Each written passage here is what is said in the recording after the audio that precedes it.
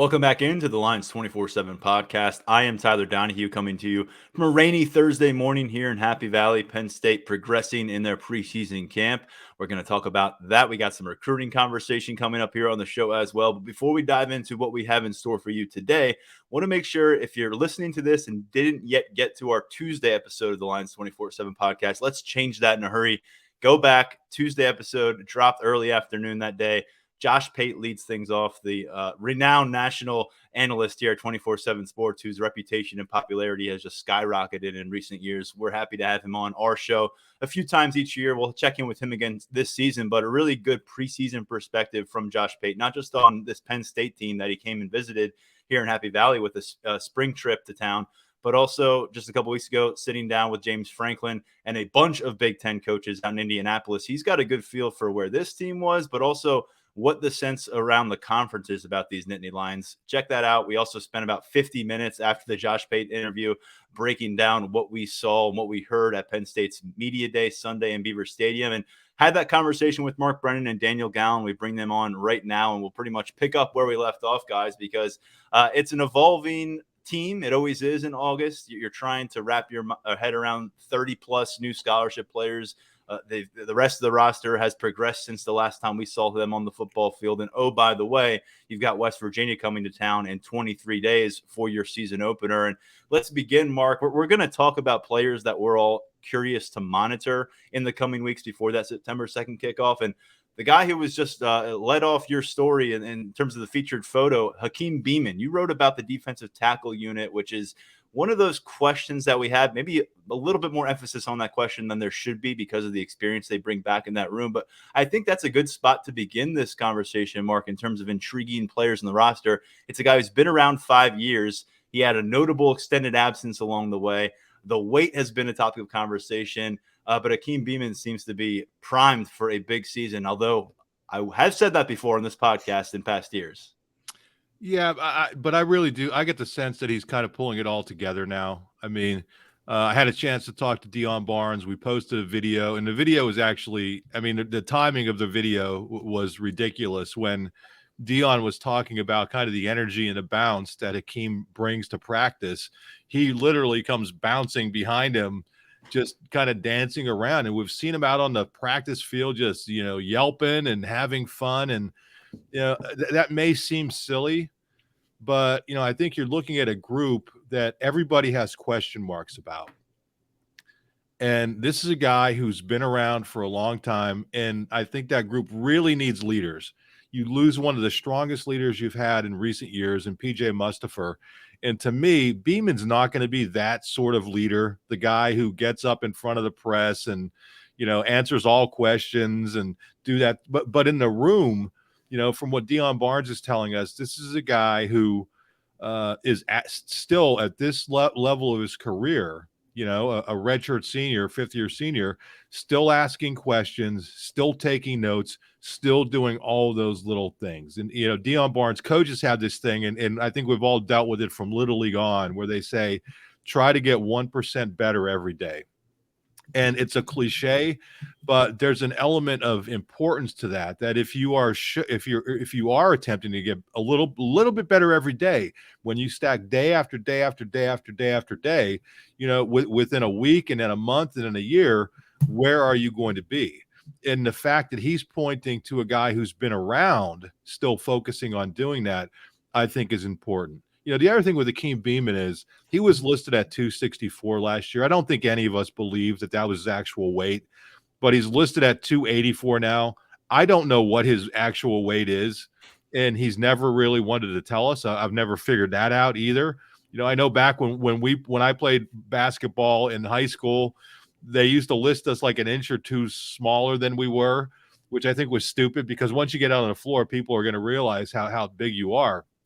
But listen, you look at this guy, and he just passes the eye test. He's athletic. He's bigger than he's been, and I think for a room that has a lot of question marks, he is just a guy on this team that if he is able to get it done on a consistent basis, it's going to be really important. You did a great thing last year with breaking down the snap counts, and it's really good to go back to those. And I don't have them right in front of me, but PJ Mustipher was way out in front of D tackles on the snap count front.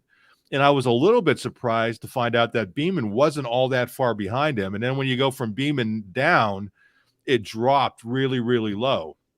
The point being, this guy has played a lot of football. He's been in big games, and I think he's ready for it. It sounds odd, but at this stage of his career, given that hiccup he had a couple years ago where he was held out, I think he's ready for a breakout year. I really do, and I think he's a guy that I would really keep an eye on.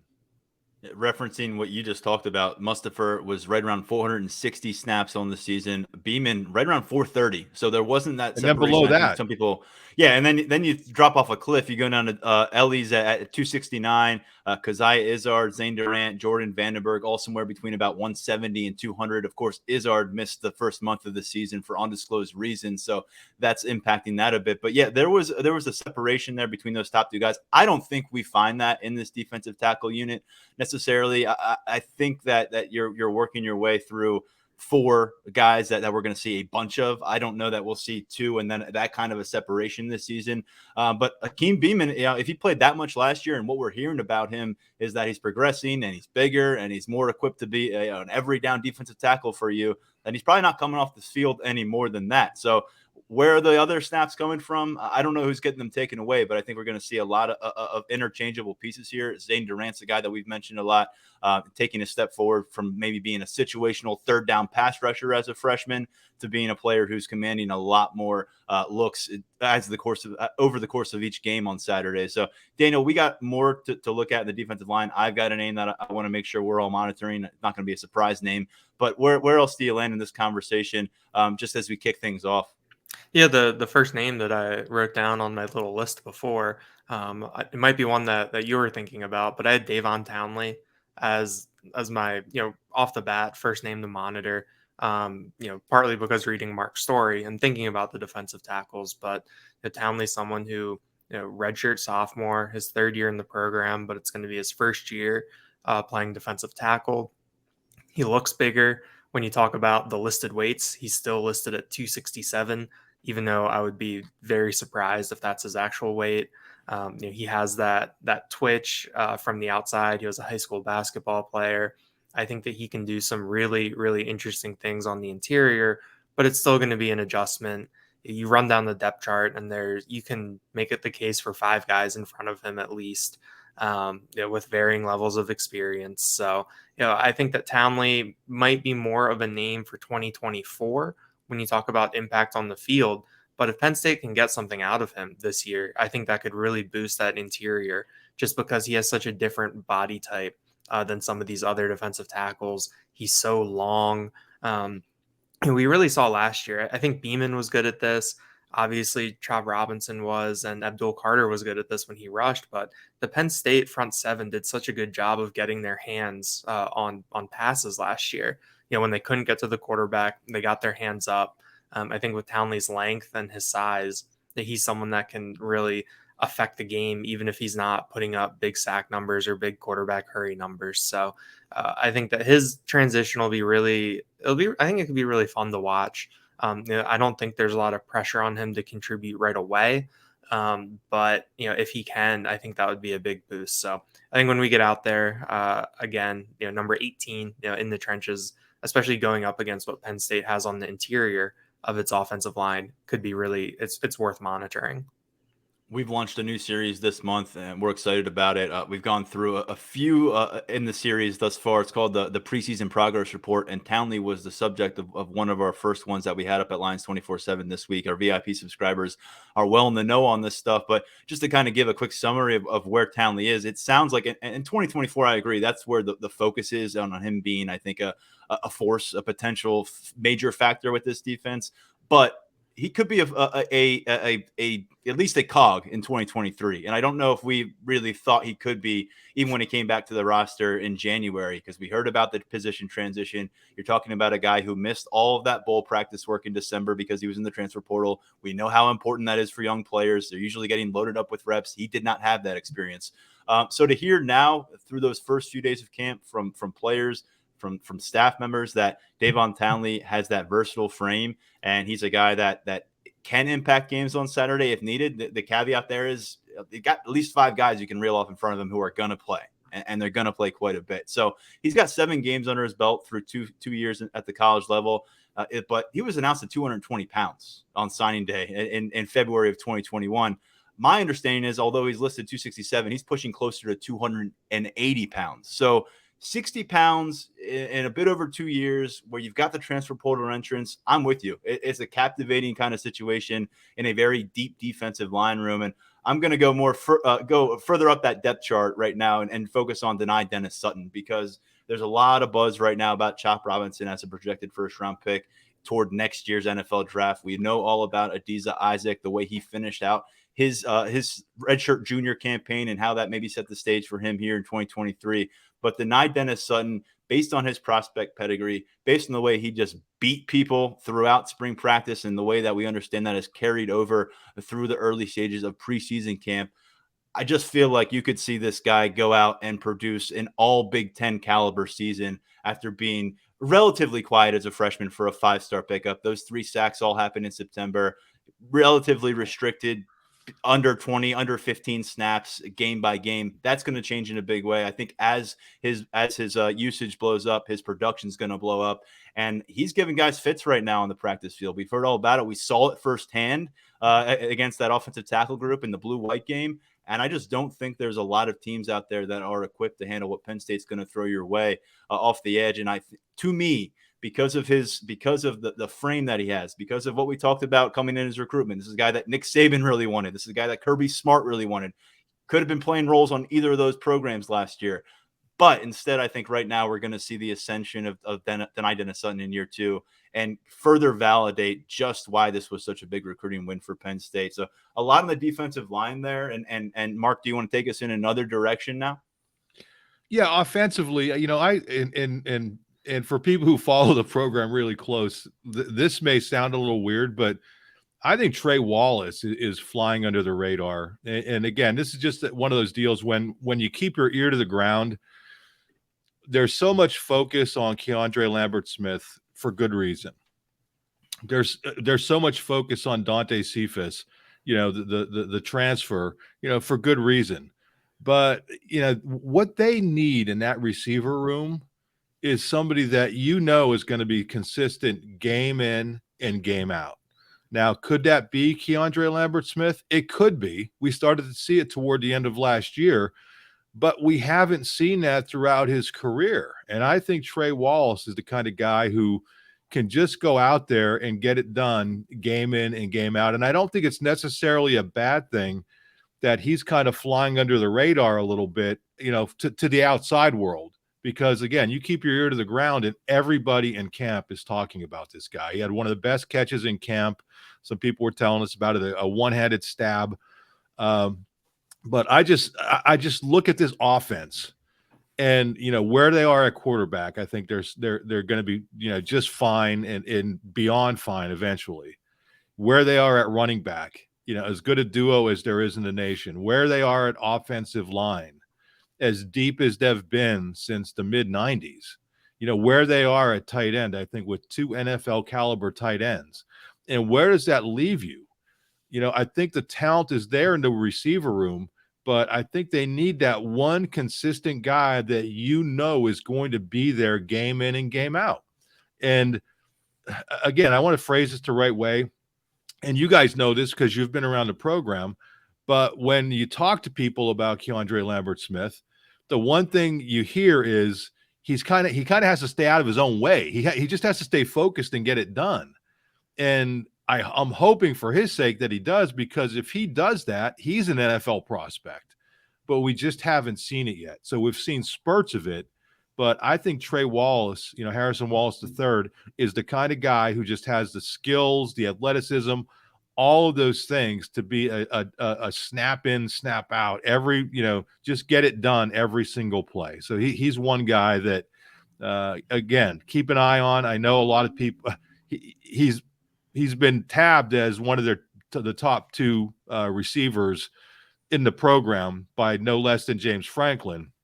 But having said that, I think everybody's looking at Keandre Lambert-Smith, and everybody's looking at, Cephas and some of the younger players. And I think he's kind of, Amari Evans is a guy that everybody's looking at, but I think he's a guy that's kind of going under the radar right now. Some of the feedback with Harrison Wallace has been that jump out of the gym athleticism that showed up on those basketball clips when he got to campus playing hoops. It's starting to translate more in just live game action. There were moments in one-on-one matchups. We saw a great catch in the blue-white game in the spring of 2022 where he went up and climbed the ladder and grabbed that ball. And those are nice when there's instances and flashes, but when it's going from flashes to that's just who the guy is out there in live speed, that's when it changes. That's when Harrison Wallace can take the next step. Let's remember, 19 career catches to this point. Keandre Lambert-Smith is the only member of this entire receiver room who has more than 20 catches in a Nittany Lions uniform. And the guy that I think we're all compelled by and we're going to be monitoring during camp is Devontae Cephas. And what can he do? Because he has way more production at the college level than anybody on this roster as a pass target, but it didn't come at the Power 5 level. He had spots of Power 5 matchups. I think he had 5 or 6 Power 5 matchups over the course of his Kent State career where he was a prominent figure for them in their offense. Now he has a Power 5 matchup every single day on the football field against one of the best defensive secondaries across the country. And so as you'd understand, there's a transition to that. I think a couple of things that just in speaking with people within the program that we have learned about Devontae Cephas is the hands really stand out.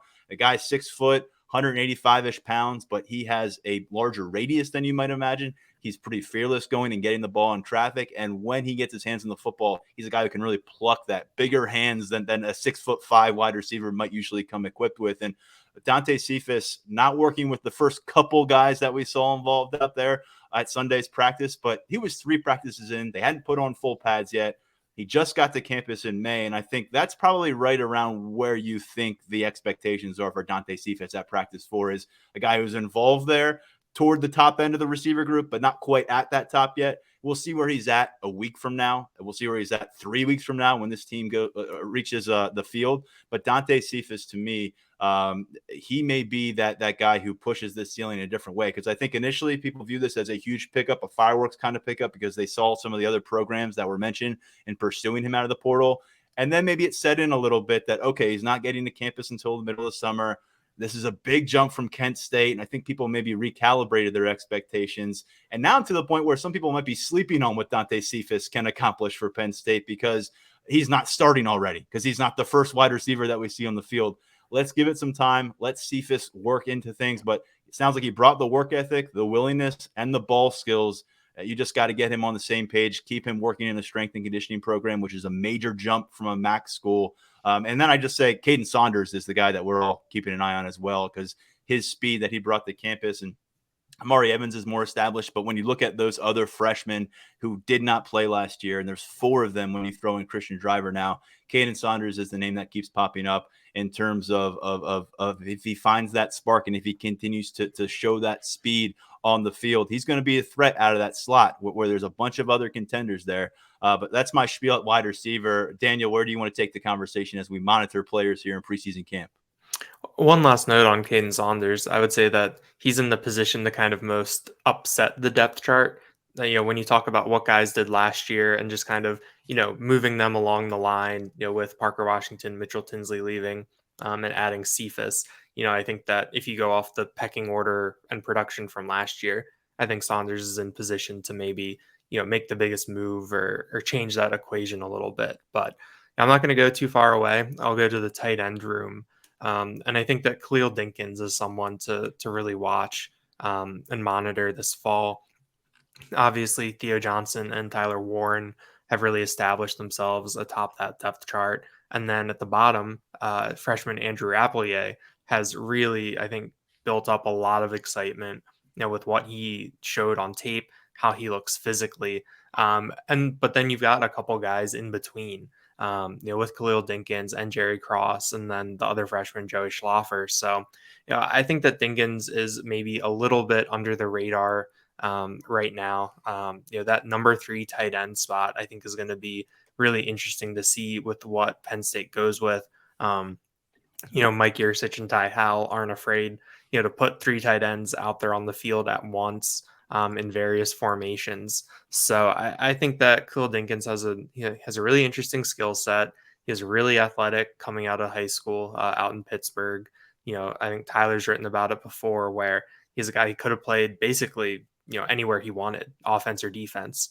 And he stuck at tight end.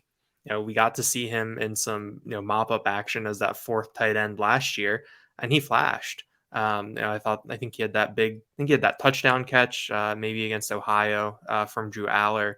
And you saw some good things out of him. But I think third year in the program, I think that he definitely has an edge for that third tight end spot. But I think that the key for him will be to make it so that Mike Yurcich and Ty Howell want to put three tight ends on the field, that they're comfortable with three tight ends on the field, and how he can fit into that. So I think that Dinkins will be someone to really keep an eye on, and is maybe one of the guys that you don't really think about who can change how this offense operates a little bit.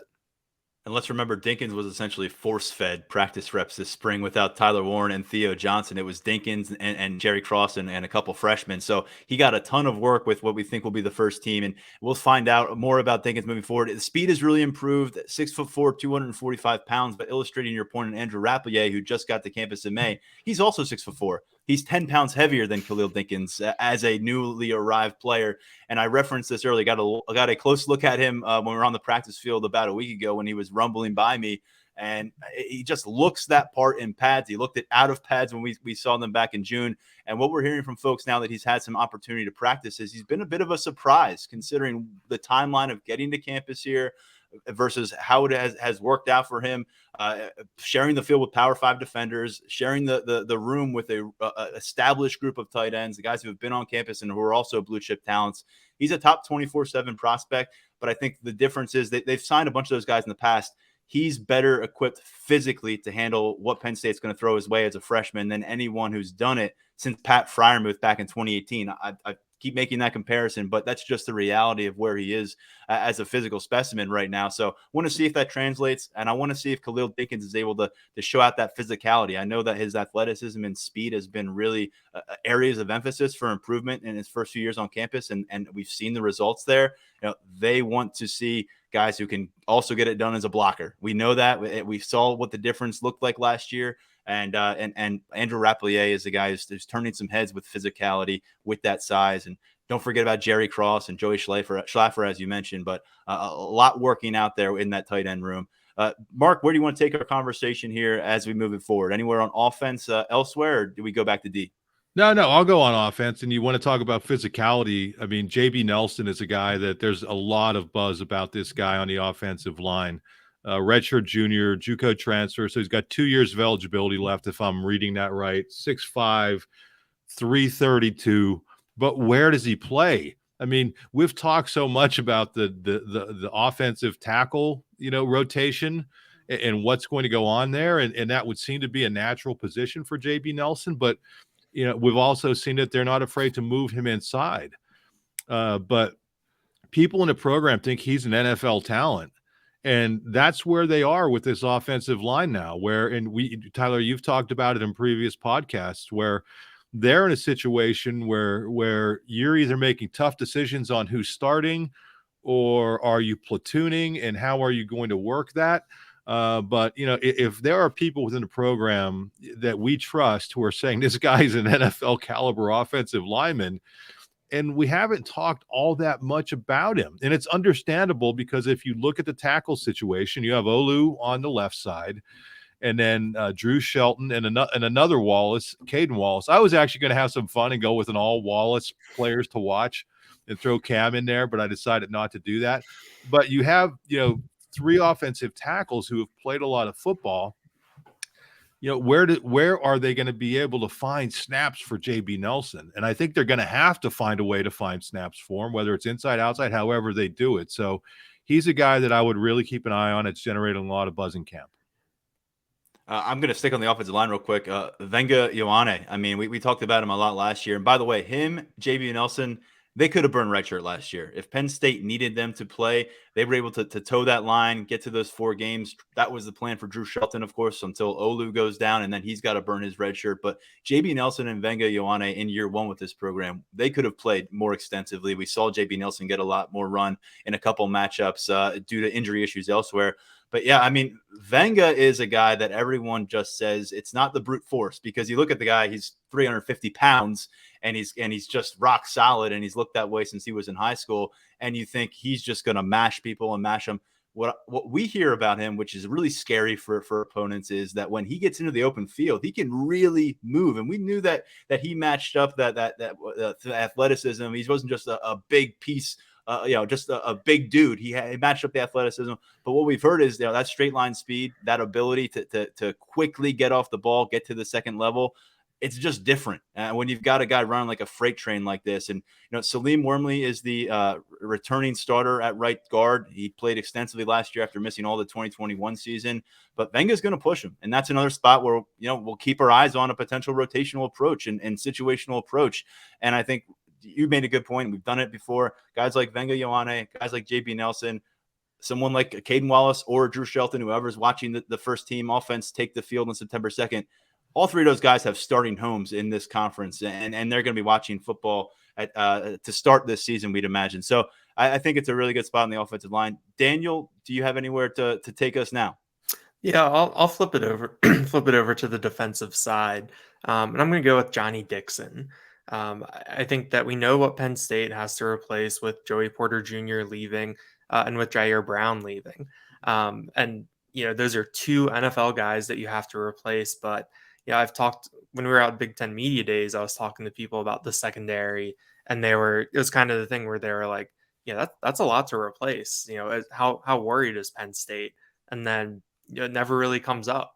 I think that they're really confident with what they have back there. But I think that Johnny Dixon is, maybe a bit of a key to unlocking, what Manny Diaz wants to do, a key to being pretty disruptive. We saw him play on the inside in the slot at times last year, and he was able to play behind the line of scrimmage and in coverage. He was really disruptive. He was around the ball a lot. And I think that, he can be a little bit of a luxury with Cam Miller. We've heard good feedback on him. So if Cam Miller can step up and hold things down on the outside a little bit, then that allows you to move Johnny Dixon around.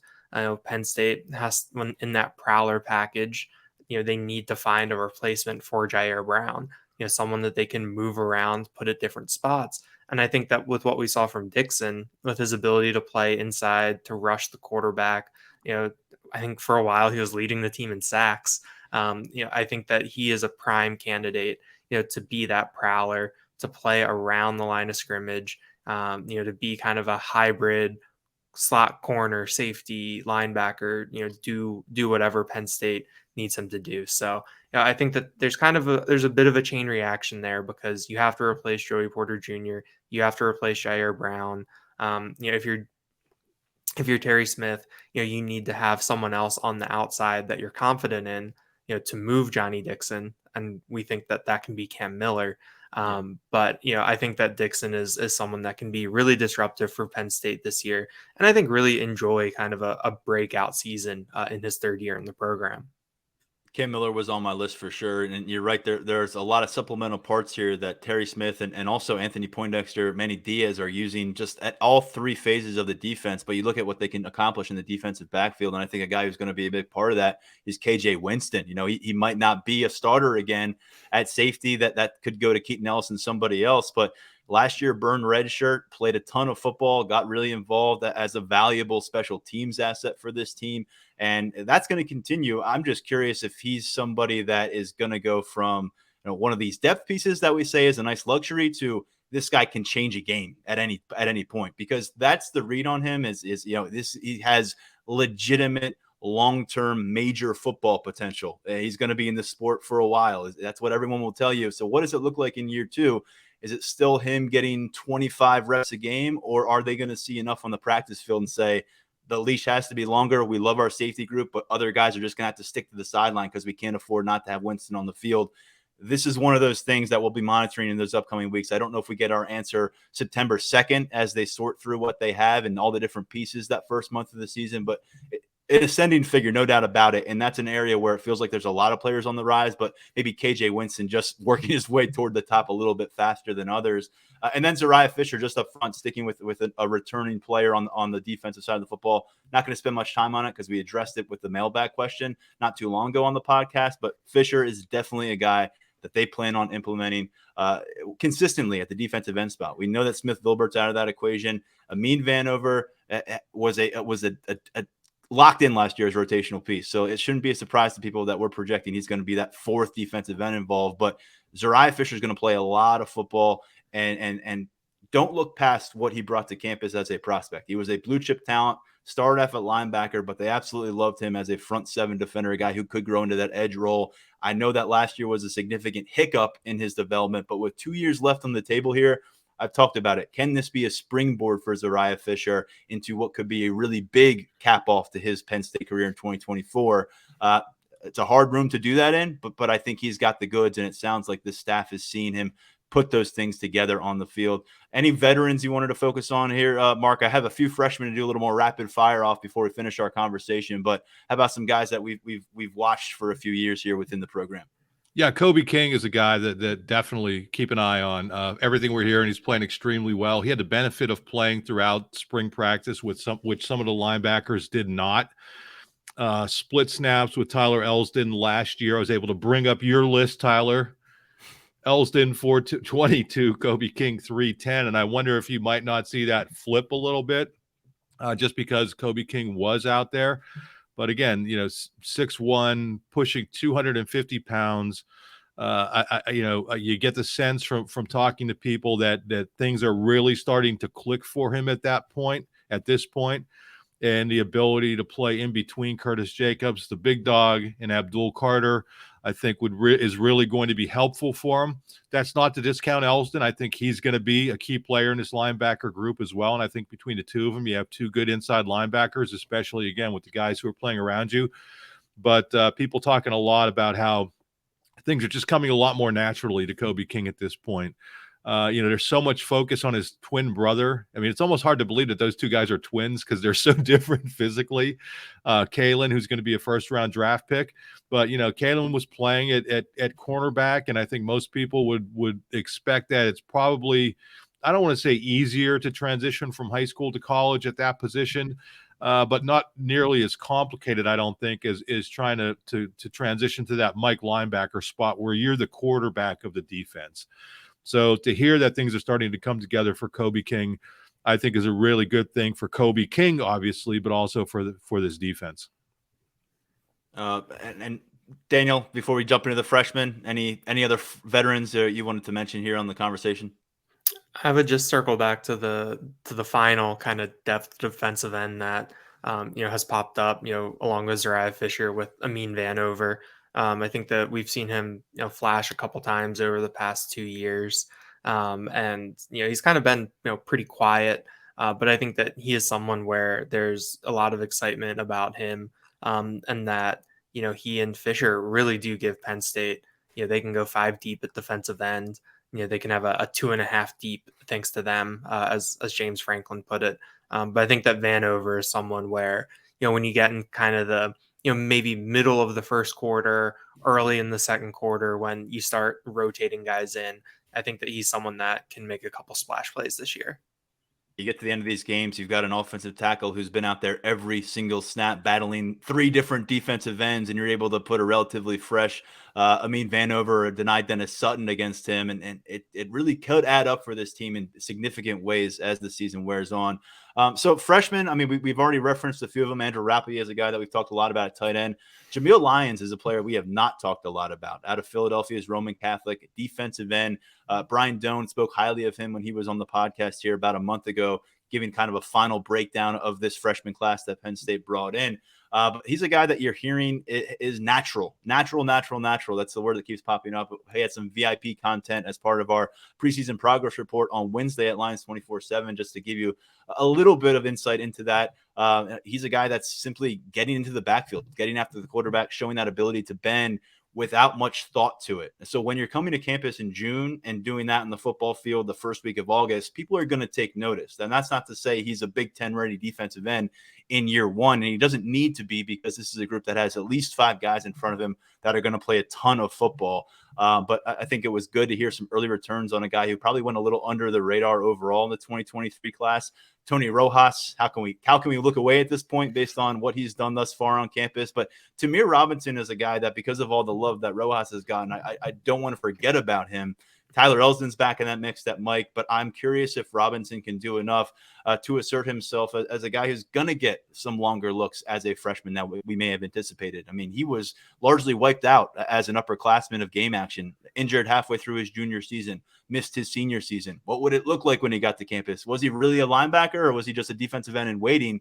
He really seems like a linebacker, and he really seems like a guy who can legitimately play in that Mike position moving forward. So excited to see more from him. And then in the defensive backfield, Elliott Washington made a lot of noise during spring ball. Elite speed out of the state of Florida, but also a guy who's turned heads with his physicality at the cornerback spot. And then a more recent addition to that defensive backfield, King Mack, wrote about him more extensively earlier this week for a VIP story.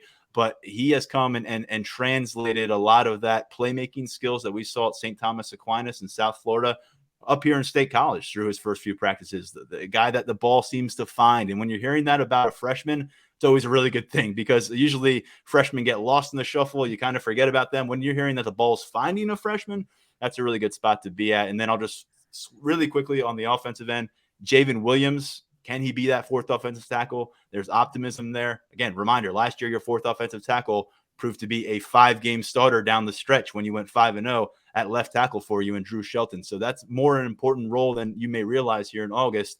And then in that offensive backfield, Daniel and I were discussing this last episode. You're kind of resetting your expectations for those 2 freshmen because of the great early returns that we've heard on Cam Wallace. I hope he's a guy that we get more of an extensive look at and some good reps during the practice field rather than just drill work this month.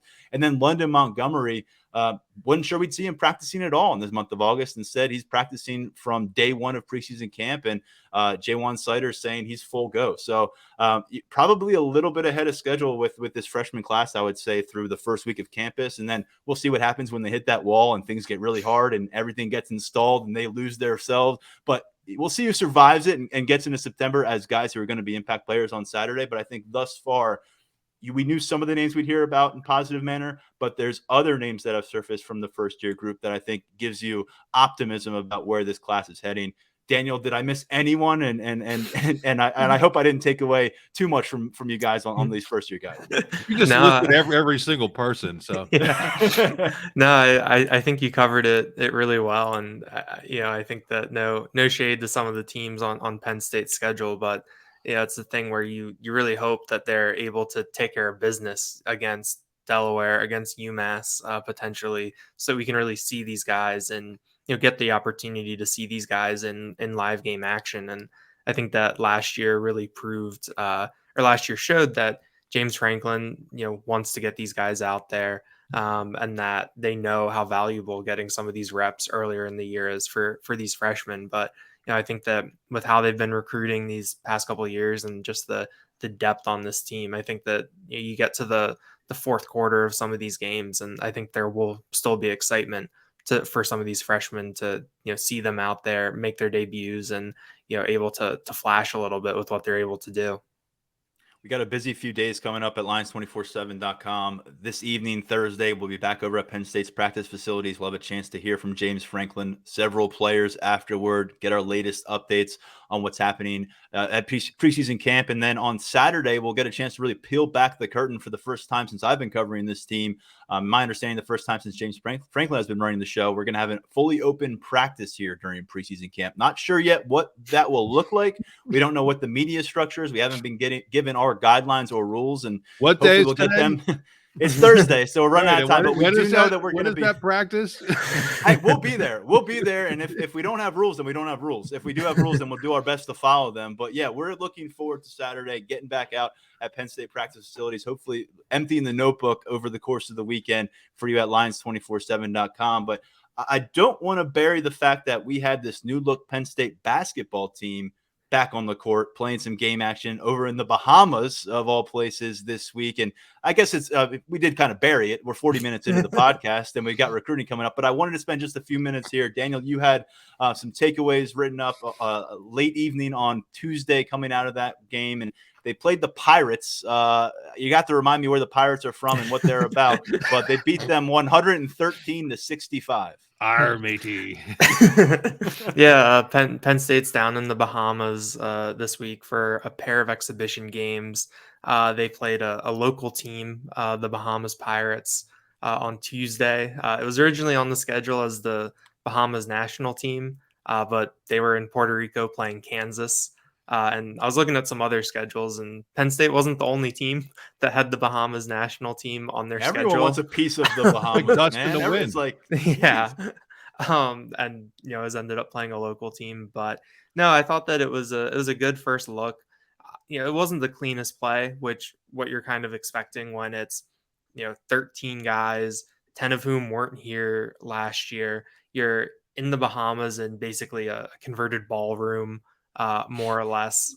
So the shooting wasn't quite there in the first half, but I think it was an opportunity to see glimpses of what some of these players can do. Like Ace Baldwin, he only scored 4 points, but he finished with a +36 plus minus. That he was just on the court. He's a menace defensively. You saw Jameel Brown find his shooting stroke in the second half and look really, really smooth. You saw DeMarco Dunn's athleticism.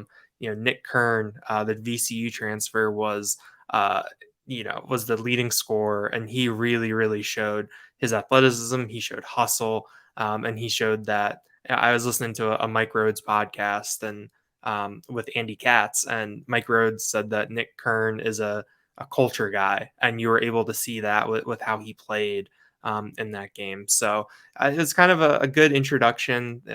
I did write a lot about it, even though there's only so much that I think you should take away, from seeing these guys who've only been playing together for, I think, 8 weeks now.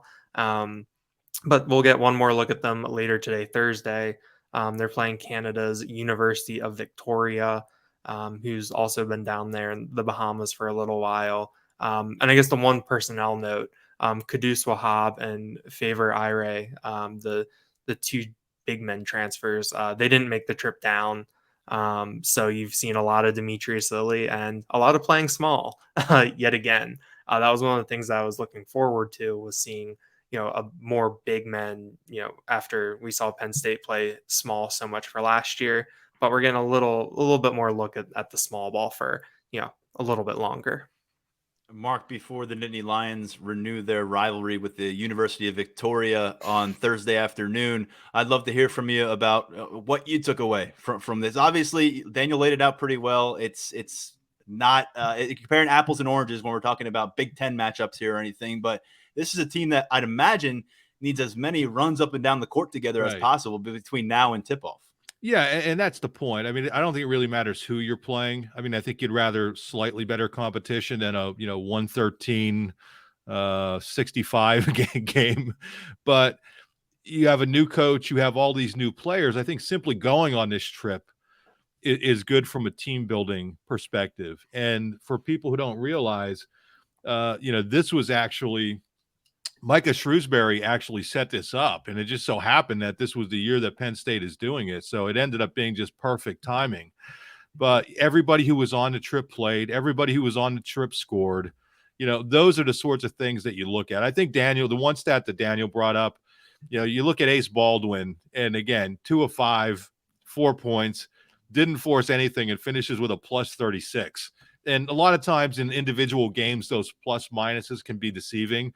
But I think that tells you what Ace Baldwin's about. He's about winning. He's about, setting up other players. If he needs to do it, he'll do it. He clearly didn't need to do it in this game.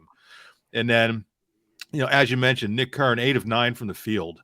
I mean, Puff Johnson had a nice game. The transfer from North Carolina, which I think was a good sign off of the bench. And it was kind of interesting to see what they got out of Zach Hicks, because he had 12 rebounds, but he was 2 of 11 from the floor. So you don't know, what you're going to get. Demetrius Lilly, 2 of 6 from the line. I mean, these are all goofy kind of stats, but the fact that everybody played, everybody scored, you're on this trip together. Team building is what's important out of this trip, more than wins or losses. But obviously winning this one wasn't much of a problem for them. There'll be some reaction to the second exhibition down in the Bahamas over at Lions247.com later on Thursday, and a bunch of football coverage, as I said, coming your way. Daniel, Mark, myself, Grace Brennan, our photographer, all out at the practice field Thursday evening. We look forward to seeing you back over at Lions247.com for our coverage after that. Guys, appreciate the perspective. Talk to you real soon. Thanks, Tyler. See ya. Let's jump into recruiting right now with Tyler Calvaruso, our insider at Lions247.com. Not to be forgotten about as we get all fixated on preseason camp. Tyler Calvaruso doing a fantastic job covering the latest on Penn State recruiting over at Lions247.com. What's going on, man? Not much, man. You know the deal by now. You guys are raring and ready to go with all the camp coverage. We got things locked down on the recruiting side on this end. Yeah, it's a beautiful thing, and there is not a lot left to do in the 2024 class. You're looking for those remaining pieces to get this thing to the finish line come December, and there's a couple moving parts that we're going to talk about, including one that is a subject of our mailbag in just a little while, but we're going to have some fun in this conversation, taking a closer review of the 2024 commitment list as currently constructed. It's one that blew up over the course of this summer, and we're going to hand out some superlatives. Tyler Calvaruso put together a piece over at Lions 24/7 about his superlatives coming out of this summer, assigning some of them. But before we do that, we've got one recruiting note to get to here in the 2024 trail. And it's a familiar name. Jalen Harvey's popping up again. He's got an announcement coming up to finish off this week. What do we need to know about that announcement? What do we need to know about the four-star edge rusher who has been a Penn State priority for what feels like months and months and months and months and months? Well, I mean, based on social media activity, it seems like it's going to be a top 3 announcement for Jalen Harvey coming at the end of this week. And, you know, it kind of goes without saying that Penn State will be included in that if it is indeed a top 3. You know, Jalen Harvey's recruitment has been one with a lot of twists and turns. So we have to see what's actually going to happen this week when it happens. But assuming it is that top 3, it's Penn State, USC, and Maryland, it's looking like. Really, those are the 3 the most involved with Harvey at this point. And, I mean, look, it's something that we've talked about a bunch when it comes to the ins and outs of Harvey's recruitment. It's, you know, there's a lot of things going on behind the scenes. And, you know, Harvey told the Penn State staff, and it looked like that he was going to be done with his recruitment in June. You know, he was at the point where he wasn't going to take any more visits. That obviously changed. The good thing with Jalen Harvey's recruitment is it looks like it's going to have an end date, because Brian Doan had a great intel piece up on the East Coast prospects. Harvey was included in that, and he is going to be announcing soon. He's not going to let it drag on into the fall throughout his senior season at Quince Orchard. So there's going to be an answer one way or another coming soon. I still think that Penn State is probably in the best spot to get it done. USC's the program that I'm keeping the closest eye on right now. Had a bunch of conversations with Harvey throughout Tuesday and Wednesday, and really aligned with everything Brian had to report. USC is probably the one giving Penn State the most serious run for its money right now. Coming out of official visit season, it seemed like it was Maryland.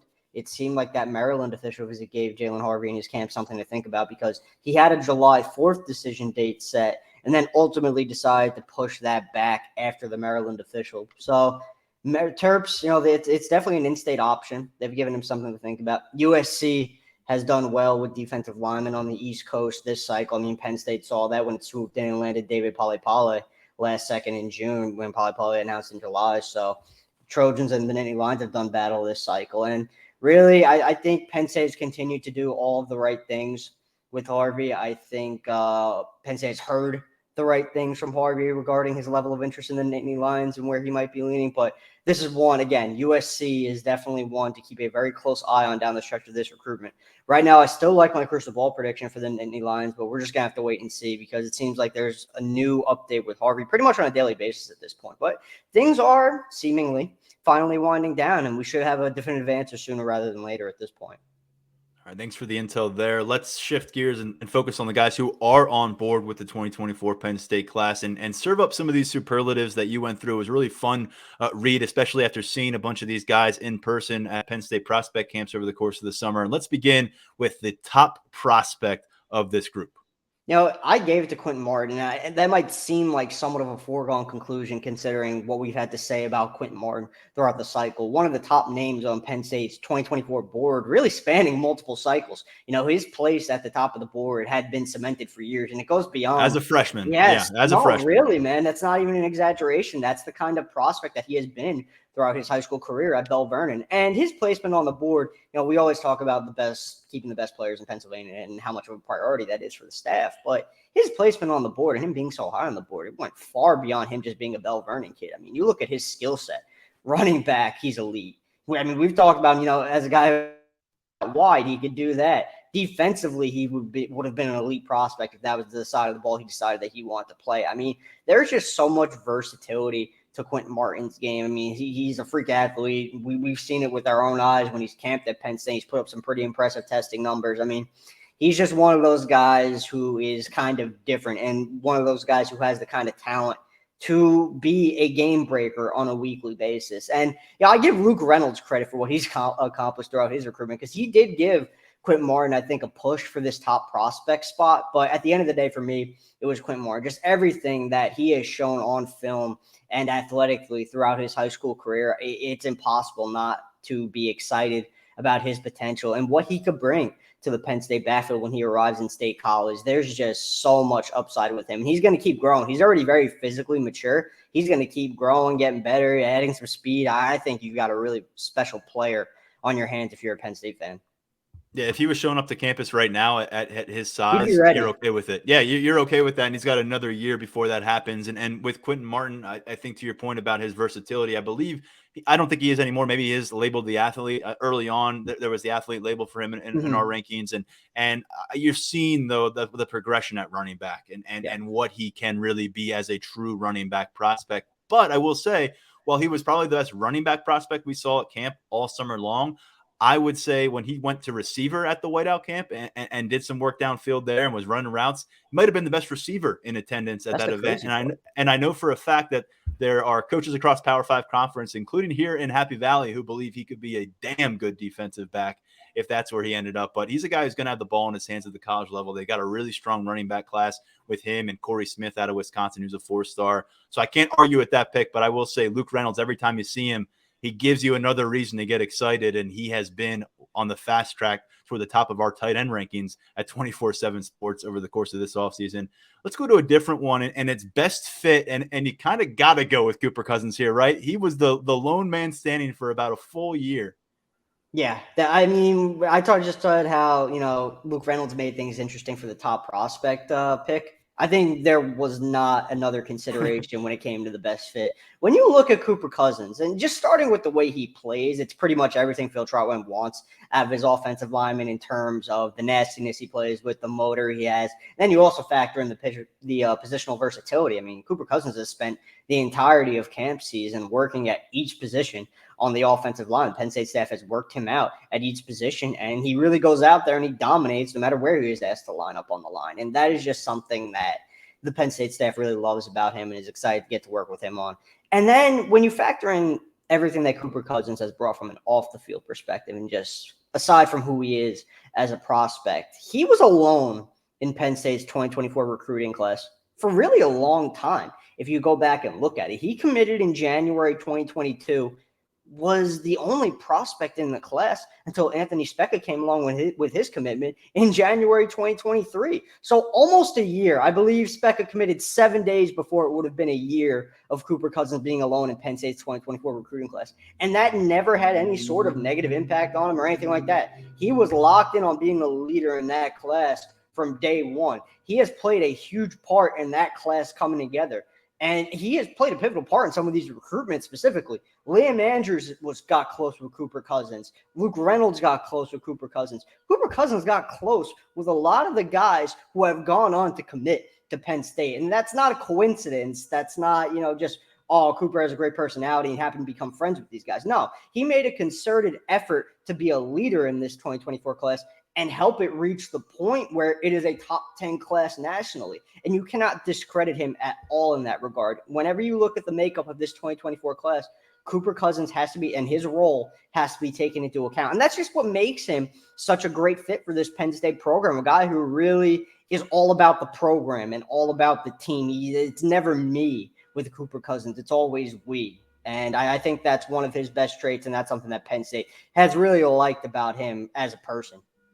We've seen him so much around Penn State camps the last couple of summers too, where it felt like this summer he was almost an extension of the staff in some ways, helping make sure guys were approaching drills the right way, keeping guys accountable. And what I love about this guy, he brings as much aggression to the practice field, to the camp drills that I've seen out of any offensive lineman that Penn State has signed during my time covering the team. And there have been some strong players there.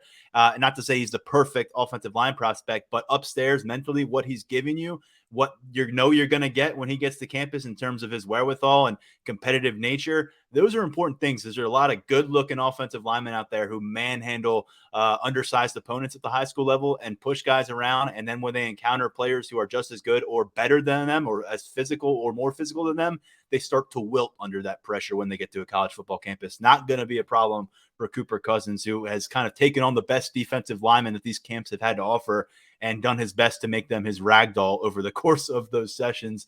Let's go to another topic here and the superlative you handed out for biggest recruiting win. And we don't got to look too far back in the rearview mirror for this one.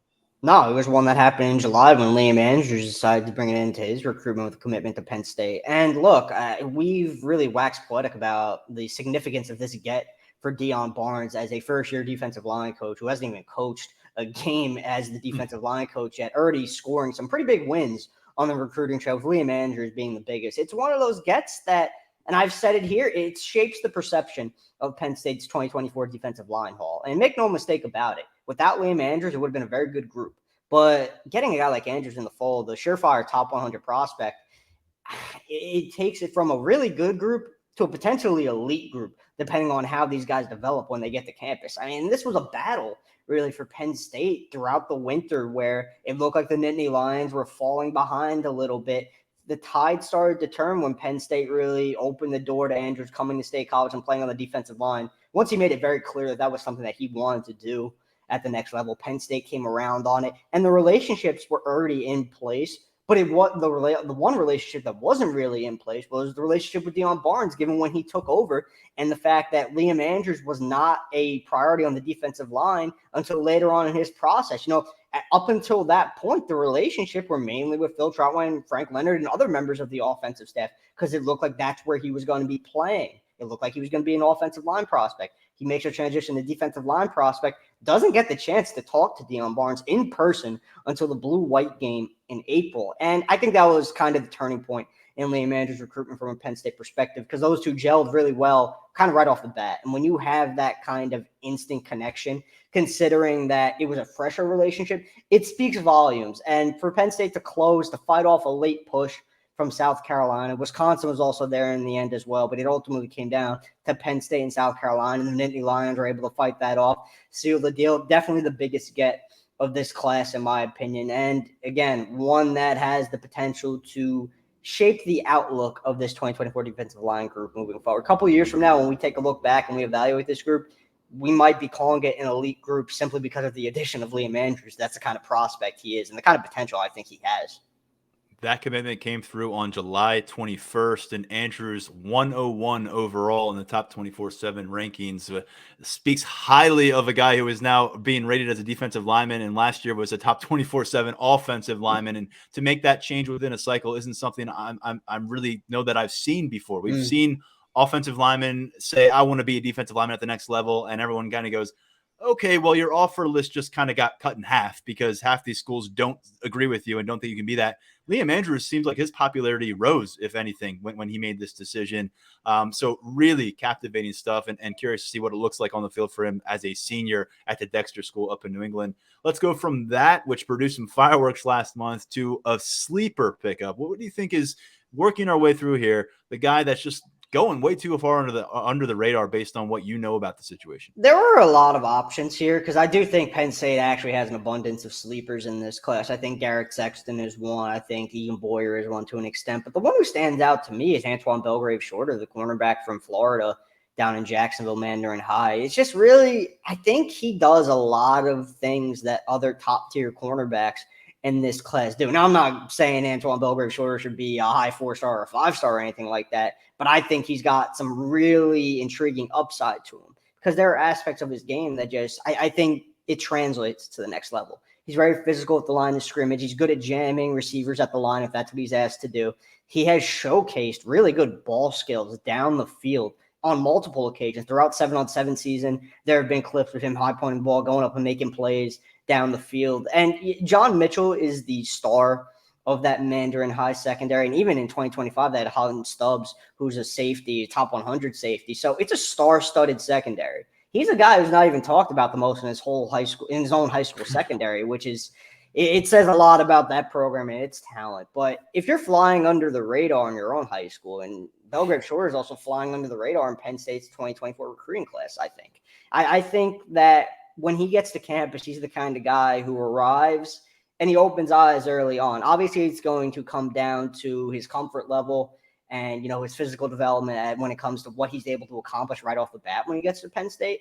But I think that he's just going to be one of those guys who he might not be a talking point right now. He might not be, out there in the public eye as a guy that Penn State fans are hyped about, but I think they have reason to be. I think that John Mitchell and Antoine Belgrave-Shorter, they're bookends now in that Mandarin secondary. I think they have the chance to be a dynamic outside cornerback duo at the next level as well because of what Belgrave-Shorter brings to the field. Belgrave-Shorter, number 55 cornerback in 24/7 Sports rankings. Mitchell, a 4-star, is the number 20 cornerback overall in those rankings. And by the way, the two defensive backs that we keep hearing about from this freshman class, Florida dudes, King Mack, Elliott Washington, a couple more on their way from the Sunshine State next year. Last superlative to get to, and it seems like it's going to probably piggyback off of that answer, is what is the most underrated overall positional group when you assess this 2024 class? Yeah, I think it's the secondary. I just mentioned Belgrave-Shorter as a guy who doesn't get a lot of attention. I mean, John Mitchell really doesn't get talked about a whole lot either, and he's arguably the best cornerback in the Penn State 2024 recruiting class. I just think he's very quiet. He's not a big social media guy, so that maybe kind of helps him to fly under the radar a little bit. Another one of those guys who just hits the field and gets the job done, really does whatever's asked of him.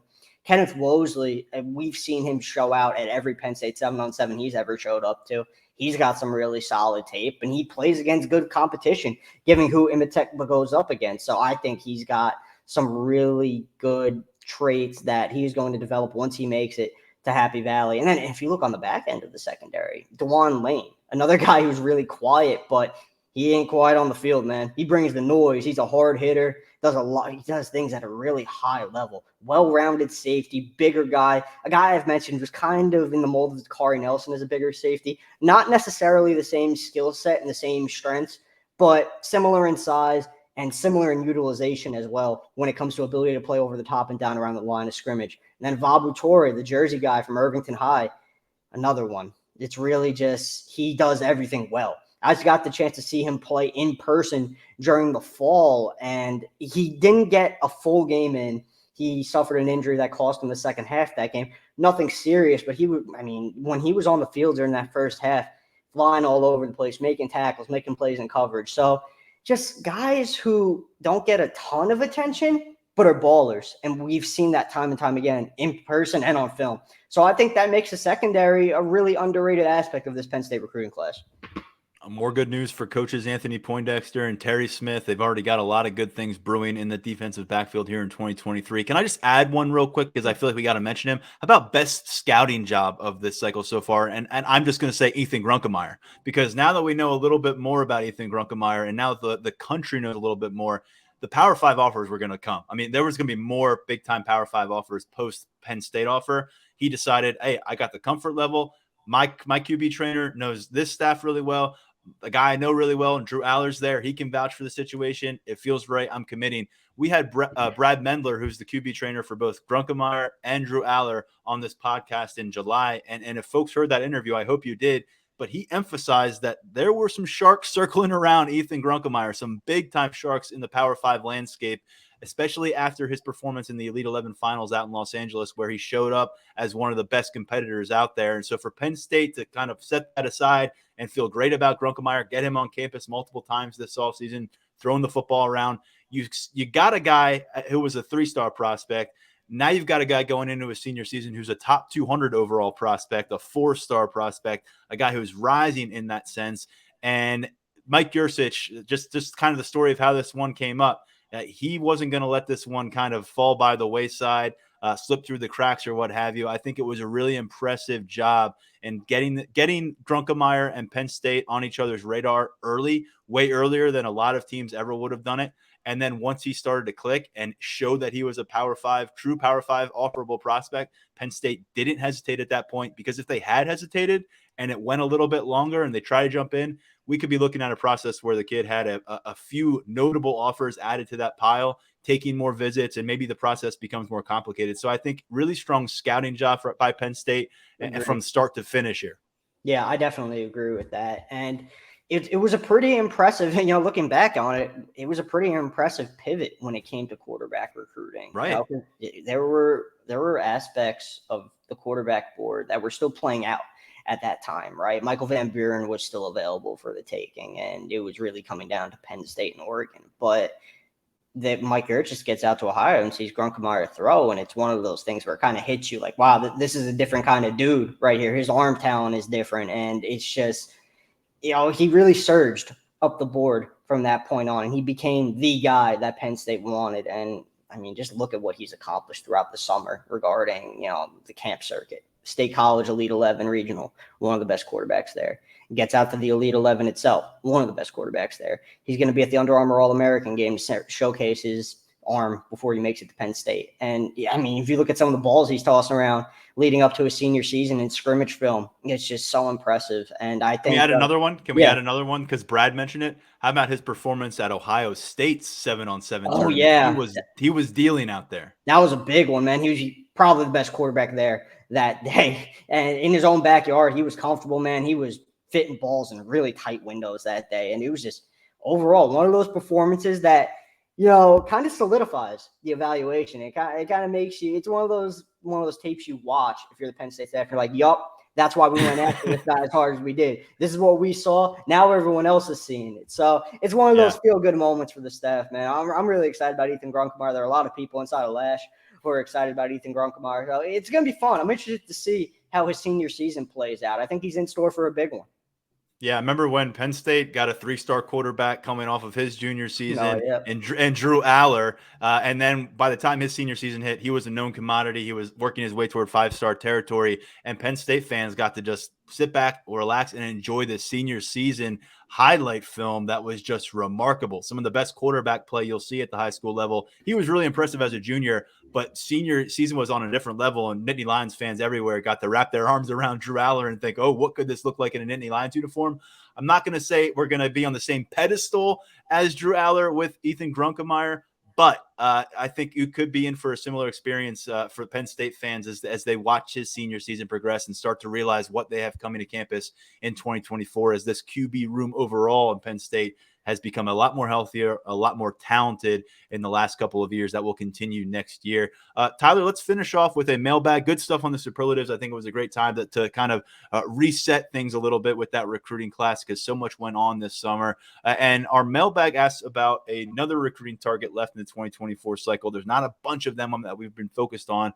Does Penn State have a legitimate chance to add 4-star Texas defensive lineman Nigel Smith to the 2024 recruiting class? I think it does. I still think that it's going to be Oklahoma in the end for Nigel Smith, but Penn State, I think it has a better chance than a lot of people from the outside looking in realize. And a lot of that has to do with just Smith being aligned with the people at Penn State in terms of, experience. And what I mean by that is, what's it going to be like for him when he gets to Penn State? What are the values of the program? What are the values of the people in the program? And I think a lot of the way Smith approaches things aligns with the same exact way members of the Penn State staff approach things. And I think Penn State is a place that Smith feels he would be very comfortable on and off the field, feels like he'd be able to grow in really all aspects. So that's something that has worked in Penn State's favor. The developmental pitch as a defensive end has worked in Penn State's favor. I think the relationship with Deion Barnes and other members of the staff, namely James Franklin, that relationship's in a really good place.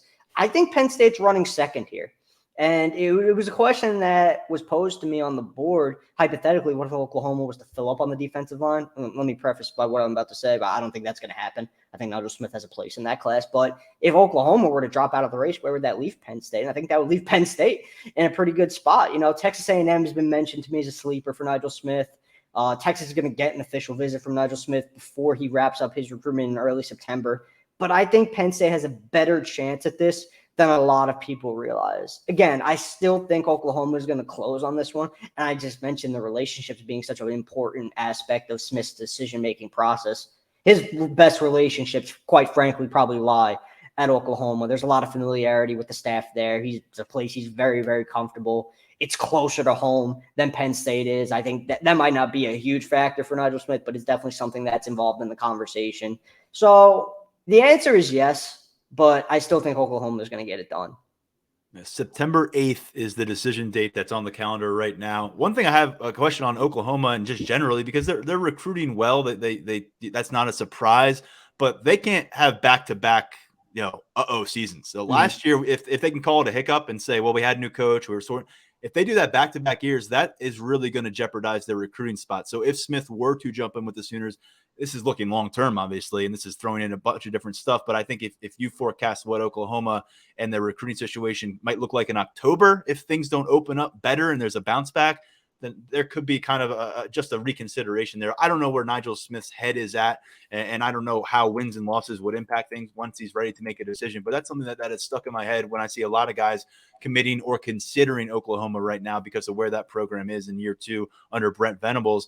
With Nigel Smith, top 100 prospect in the composite. He's number 115 overall in 24/7 Sports Assessment, a top 20 overall defensive lineman, and one that we will keep tabs on here for the upcoming month. Appreciate it, Tyler Calvaruso. Always good stuff from you. You got a lot more for our readers at Lions247.com coming up.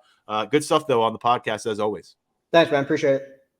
All right. Good stuff from our entire full-time staff crew at Lions247.com today, as we also got to hear from Mark Brennan and Daniel Gallen before Tyler Calvaruso. Again, if you missed it on Tuesday, strongly encourage you to check out our episode that featured Josh Pate, national commentator here at 24/7 Sports, on Penn State, on the evolving college football landscape, and about the Big Ten football picture here in 2023. Contentious at the top, certainly, in Penn State, a primary competitor there. We'll be back with another episode early next week, tell you what we saw on the field, what we heard coming off of the field, and plenty more. Go check out our preseason progress reports, breaking down the latest in player development from practices over at Lions247.com for our VIP subscribers, where you can hop on board now. 30% off an annual subscription or $1 for 1 month to take that test drive. We'll be back. For now, stepping aside, I'm Tyler Donahue. This has been the Lions 24/7 podcast.